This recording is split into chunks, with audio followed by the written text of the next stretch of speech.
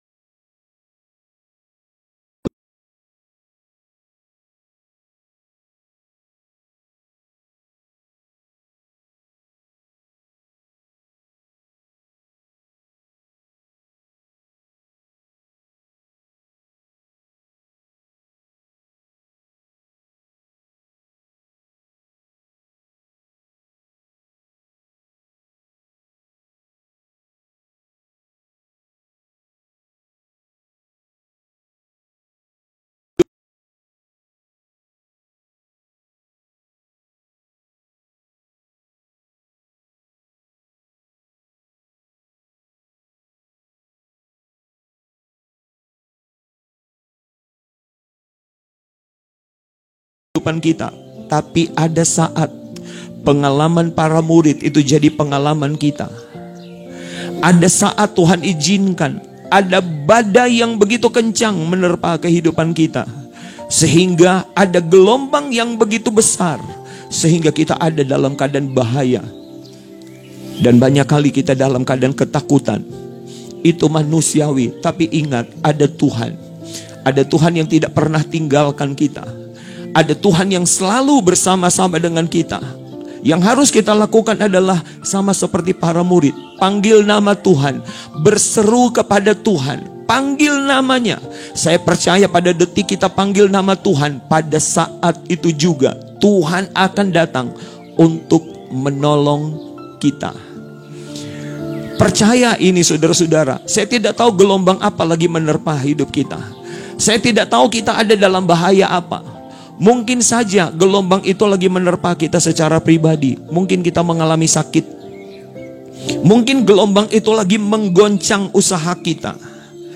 Kita kebingungan, kita lagi ketakutan. Apalagi pada hari-hari ini, kita tahu ada satu virus corona yang telah melanda dunia ini. Dan dia sudah menyentuh, dia sudah menggoncang, menggoyang begitu banyak aspek kehidupan kita. Kita dilarang untuk keluar. Kita mulai dibatasi supaya penyebaran virus corona ini bisa dikendalikan. Tetapi itu berdampak pada kita. Ada usaha-usaha kita yang seharusnya kita pergi ke tempat usaha, tapi di tempat usaha itu kita mulai terbatas. Ada saat kita buka usaha, tapi orang-orang mulai takut untuk datang ke usaha kita, dan kita akan ada dalam keadaan bahaya. Ketakutan itu mulai datang dalam hidup kita. Imani di dalam nama Yesus. Dalam keadaan apapun, Tuhan tidak pernah tinggalkan kita. Sebagaimana Tuhan bersama-sama dengan para murid ketika gelombang itu datang, hal yang sama.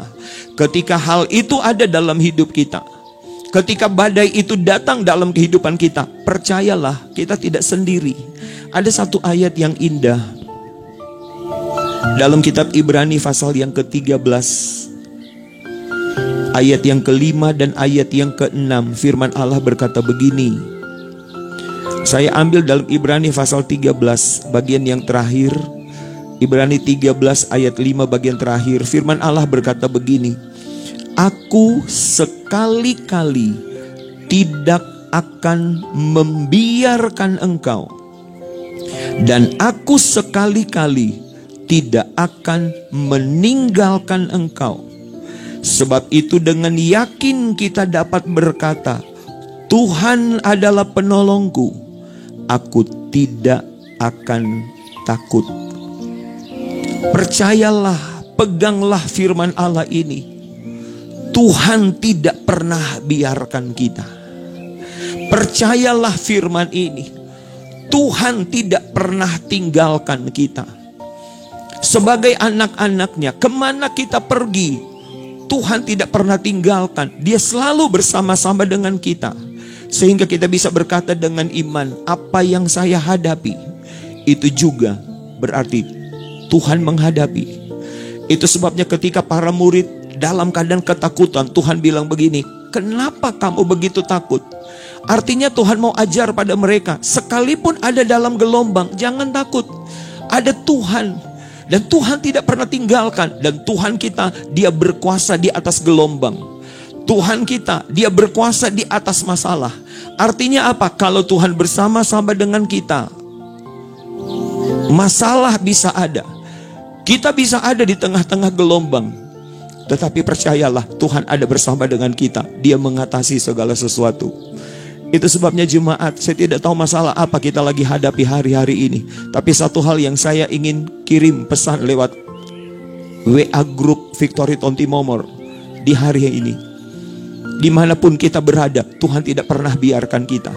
Seberat apapun pergumulan, sehebat apapun peperangan iman kita, Alkitab berkata Tuhan tidak pernah tinggalkan kita. Dan Tuhan kita adalah Tuhan yang mengatasi segala sesuatu. Dia lebih hebat dari segala sesuatu, dan segala sesuatu tunduk kepadanya. Itu sebabnya kita lihat dalam kisah ini, ketika murid-murid berseru kepada Tuhan, Tuhan tolong, Alkitab tulis Tuhan bangun. Ketika Tuhan bangun, Dia berkata kepada angin, angin tenang. Dan Dia berkata kepada ombak, ombak teduh. Pada detik itu juga mujizat terjadi. Kenapa? Sebab Tuhan kita, Dia berkuasa atas angin. Tuhan kita, Dia berkuasa atas ombak. Dan Tuhan kita, Dia mengatasi segala sesuatu. Ada satu hal yang indah yang saya sangat senang dengan apa yang dilakukan oleh Yesus adalah Tuhan kita adalah Tuhan yang hatinya penuh dengan belas kasihan. Yang dimaksud dengan penuh belas kasihan adalah Dia tidak bisa lihat anak-anaknya dalam keadaan masalah. Dia mau datang untuk memberikan pertolongan. Dia tidak bisa lihat kalau kita sakit. Dia mau datang untuk berikan kesembuhan. Dia tidak bisa lihat kita dalam keadaan susah. Dia mau datang untuk memberikan penghiburan. Itu sebabnya ada beberapa ayat yang saya catat. Contohnya Matius pasal 9 ayat yang ke-36. Yesus melihat orang banyak dalam keadaan lelah dan terlantar. Maka jatuh belas kasihan Tuhan untuk menolong. Ada di antara saudara yang dalam keadaan lelah karena pergumulan. Ada di antara saudara yang dalam keadaan terlantar, seperti tidak ada orang yang menolong. Ada satu pribadi yang siap tolong. Dan pribadi itu dia memiliki hati yang penuh belas kasihan. Namanya adalah Tuhan Yesus Kristus. Setiap yang lelah, Dia akan berikan semangat yang baru. Dan setiap orang yang terlantar, yang tidak ada pertolongan, sepertinya dia terbiar, sepertinya dia jauh dari tangan-tangan pertolongan, ada Tuhan yang hatinya penuh dengan belas kasihan. Tuhan itu mau tolong Anda. Tuhan itu mau memberikan kekuatan kepada yang lemah. Dan Dia mau berikan pertolongan kepada orang-orang yang membutuhkan pertolongan. Namanya adalah Tuhan Yesus Kristus. Datang kepadanya, berseru kepadanya, dan lihatlah mujizat Tuhan akan terjadi dalam hidupmu. Sebab Dia adalah Tuhan yang tidak pernah tinggalkan kita. Dan hatinya penuh dengan belas kasihan. Ada Matius pasal 14 ayat 14. Ketika Yesus bertemu dengan seorang yang sakit, hatinya jatuh belas kasihan dan Yesus lakukan mujizat kesembuhan pada orang itu. Adakah di antara saudara yang lagi bergumul dengan penyakit? Saudara kira Tuhan tidak tahu? Dia tahu. Tapi dia menunggu kita untuk datang padanya, dan saudara akan lihat pertolongannya akan datang. Tangannya yang begitu hebat dan luar biasa akan terulur dan menjamah kita. Matius pasal 15 ayat 32. Ketika ada orang-orang yang tidak punya makanan, Alkitab tulis jatuh belas kasihan. Ini bicara tentang ekonomi. Kalau ada di antara jemaat seperti hari-hari ini, Anda lagi kekurangan makanan, Anda lagi berpikir, apa yang akan saya makan besok? Apa yang akan saya makan minggu yang akan datang? Apalagi situasi seperti ini, kita mulai dibatasi untuk kerja. Kita mulai ada masalah untuk waktu-waktu yang akan datang soal ekonomi. Tahukah saudara, seperti kata firman Tuhan, Yesus tahu bahwa kita lapar. Yesus tahu bahwa kita tidak ada makanan. Hatinya nangis, hatinya penuh dengan belas kasihan. Dia ingin sekali, dia rindu sekali untuk tolong kita. Bagian kita adalah datang dan berseru kepada Tuhan. Matius pasal 18 ayat 23. Ketika Yesus bertemu dengan seseorang yang punya hutang, Alkitab berkata jatuh belas kasihan Tuhan, dan Tuhan bebaskan orang itu dari hutang. Mungkin ada di antara kita yang lagi dengarkan firman Tuhan, Anda lagi dikejar oleh hutang, Anda lagi dililit oleh hutang, Anda lagi stres berpikir bagaimana saya mau bayar hutang dan lain-lain sebagainya. Ingat, ada Tuhan yang hatinya penuh dengan belas kasihan. Dia berkuasa atas segala sesuatu. Namanya Yesus, dan dia mau tolong kita. Dia mau bebaskan kita dari semua hutang, karena dia adalah Tuhan yang sangat mengasihi kita. Di Matius pasal 20 ayat 34, ketika Yesus bertemu dengan seorang yang buta, seorang yang tidak bisa melihat, Alkitab tulis jatuh belas kasihan Tuhan. Tuhan datang kepada orang buta dan dia sembuhkan orang buta sehingga orang buta itu bisa melihat. Markus pasal 1 ayat 41. Yesus bertemu dengan seorang yang sakit kusta. Jatuh belas kasihan Tuhan dan Tuhan sembuhkan yang kusta menjadi tahir. Bahkan Lukas pasal 17 ayat 13, ketika Yesus bertemu dengan orang yang dalam keadaan diusung untuk dibawa ke tempat pemakaman, Alkitab berkata jatuh belas kasihan Tuhan. Yesus menyentuh usungan itu dan Alkitab berkata orang yang mati itu bangkit. Lihat dari sekian banyak ayat yang kita sudah dengar pada malam hari ini, Dia adalah Tuhan yang mengatasi segala sesuatu. Saya tidak tahu pergumulan apa yang Anda hadapi, Anda gumuli pada hari-hari ini. Anda lagi bergumul dengan hutang, Anda lagi bergumul dengan ekonomi, Anda lagi bergumul dengan masalah, Anda lagi bergumul dengan penyakit, Anda lagi bergumul dengan apa saja. Saya mau bawa berita untuk kita. Tuhan tidak tinggalkan kita. Tuhan bersama-sama dengan kita. Sedetik pun Dia tidak biarkan kita. Dia ada bersama dengan kita dengan satu tujuan. Dia mau tolong kita. Dia mau bebaskan kita. Dia mau lepaskan kita dari semua masalah. Itu sebabnya apa yang kita perbuat, datang kepada Tuhan lewat doa, lewat pujian penyembahan. Dan saya percaya ketika kita datang pada Tuhan, kita mendekat pada Tuhan, saudara akan terima belas kasihan Tuhan. Mujizat itu akan mulai dilakukan dalam kehidupan kita. Kita akan mulai mengalami pengalaman rohani, yaitu mujizat Tuhan. Dan saudara akan lihat betapa indahnya kalau datang kepada Tuhan. Itu sebabnya inti khotbah saya pada malam hari ini, kalau saudara punya masalah, saudara lagi ada dalam tekanan, saudara ada dalam gelombang, ada badai yang lagi menerpa, entah secara pribadi, entah keluarga, entah usaha, entah pekerjaan, apa saja yang Anda lagi alami, Anda ada dalam ketakutan, Anda ada dalam bahaya. Saya mau bawa berita, ada Tuhan yang siap menolong Anda. Tuhan ada di mana? Dia ada dalam hidup kita. Dia tidak biarkan kita sendiri, dan sedetik pun Dia tidak tinggalkan kita. Panggil namanya, berseru kepadanya, dan terimalah mujizat itu di dalam kehidupan kita. Tuhan memberkati kita semua. Saya rindu berdoa untuk kita bersama pada malam hari ini. Anda yang punya pergumulan secara khusus, Anda bisa angkat tangan di rumah Anda masing-masing. Dan saya mau berdoa Anda akan terima mujizat malam ini. Bapa, kami panggil namamu di dalam nama Yesus. Setelah kami dengar firman-Mu, iman kami bangkit. Kami punya Tuhan yang luar biasa yang mengatasi segala sesuatu. Kami dengar firman malam ini. Ada waktunya Engkau izinkan kami mengalami badai. Ada waktu Engkau izinkan kami ada di tengah-tengah gelombang. Secara manusia memang ada saat kami takut. Ada saat kami ada dalam bahaya. Tapi firman Allah malam hari ini membangkitkan iman kami. Sesungguhnya Engkau tidak pernah tinggalkan kami. Sesungguhnya Engkau ada bersama dengan kami dalam situasi apapun. Dan Engkau buktikan bahwa Engkau berkuasa atas segala sesuatu. Malam ini kami berdoa dengan iman. Kami satukan hati. Hamba-Mu ada di pastori dan jemaat ada di tiap-tiap rumah. Tapi kami satukan hati. Kami percaya malam ini mujizat itu pasti jadi. Setiap orang yang membutuhkan pertolongan Tuhan, aku berdoa terima jawaban Tuhan sekarang di dalam nama Yesus. Aku berdoa malam ini setiap yang sakit alami dan terima kesembuhan di dalam nama Yesus.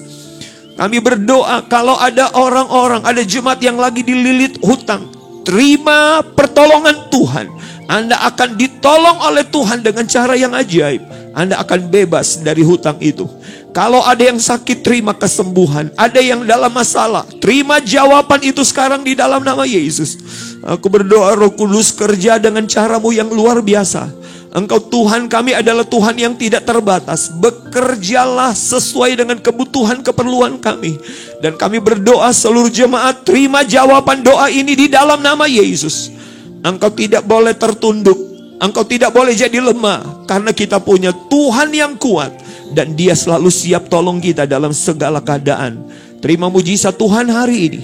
Di dalam nama Yesus, Tuhan dan Juru Selamat kami berdoa bersyukur. Haleluya. Amin. Tuhan memberkati kita semua pada hari ini. Tetap dekat dengan Tuhan. Tetap percaya kepada Tuhan. Karena pertolongannya tidak pernah terlambat dalam kehidupan kita. Tuhan memberkati kita semua. Amin.